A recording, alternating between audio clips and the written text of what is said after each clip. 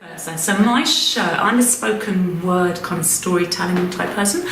My show is about a girl called Lucy Green who gets stuck in a grate in the opening titles of a 1960s sitcom.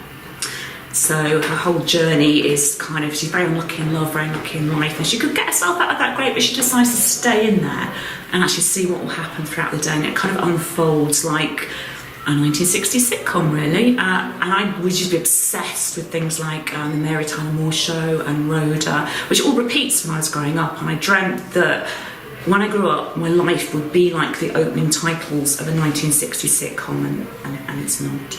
So this is kind of sort of my reflection on that, really. So yeah, that's what my show's about. And Jo, what's your show about? Okay, so my show, Me, You and Godzilla 2. So it is about a woman who tries on very many different guises to try and fit into understandable boxes for people. And she uses this by using her chair in her performance, and her chair is her constant, what's expected, what's understood. But unfortunately this person doesn't fit into understandable, coherent boxes, and so her journey throughout the piece is of trying on different guises to try and fit in, but actually realising at the end, well, we've got these demons and they're inside all of us. Just accept your demons, accept your Godzilla inside, and just be happy with it, and don't try and fit into other people's boxes. And it's sort of told through the use of physical theatre, gesture, music, audience participation, cabaret, and lots of general silliness and comedy as well. Would you say that's a yes, summary? I've seen it, so yes, I can say that. Yeah. So I think the two shows are very different. Our styles are very different, but it is just about that kind of thing of, you know, getting stuck, getting your way out of something, trying lots of different things on. Trying to find your way out of something, yes, and actually maybe coming back to yourself going, actually, I think I'm alright, actually, who I am. Alright. But, and I think that's what links the two pieces really nicely together. But obviously they're very sort of different styles, but in a way they sort of complement each other, I think, in a really good way. And you can win prizes in mine as well.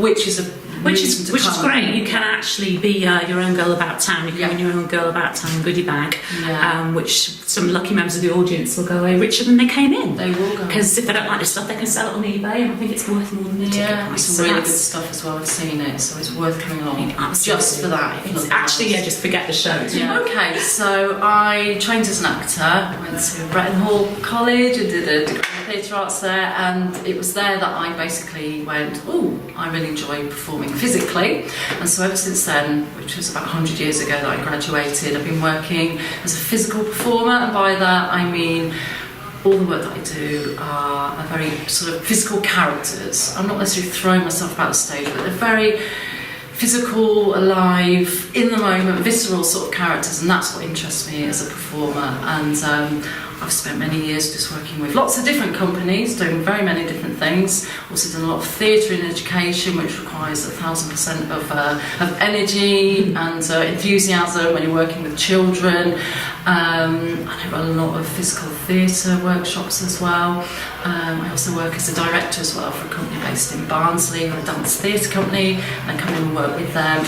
Okay, so I'm going to go backwards in my life. So I currently am in the drama development team at CBBC, kind of finding new dramas and comedies and animations for the future of CBBC. So that's my day job at the moment. Before that, I was 12 years down the soap mines.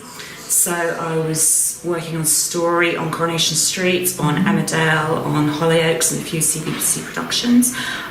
Before that, I was working in film development and in theatre, and like Jo, I originally trained as an actress, but I kind of sort of went into community theatre, did a lot of work with young people with special needs and mental health issues. I've done a lot of ridiculous jobs in the meantime, but then I just started writing, because I've always written since I was a kid. Since I knew words, I just put them down, made up stories, and it suddenly occurred to me one day that that's actually sort of what I do best, and that maybe I could make a career out of it, and I'm not quite sure I am making a career out of it. That's what I've been doing. So the last couple of years I've actually come back to, I've done shows in Edinburgh, I've done shows as a writer, but not performing myself.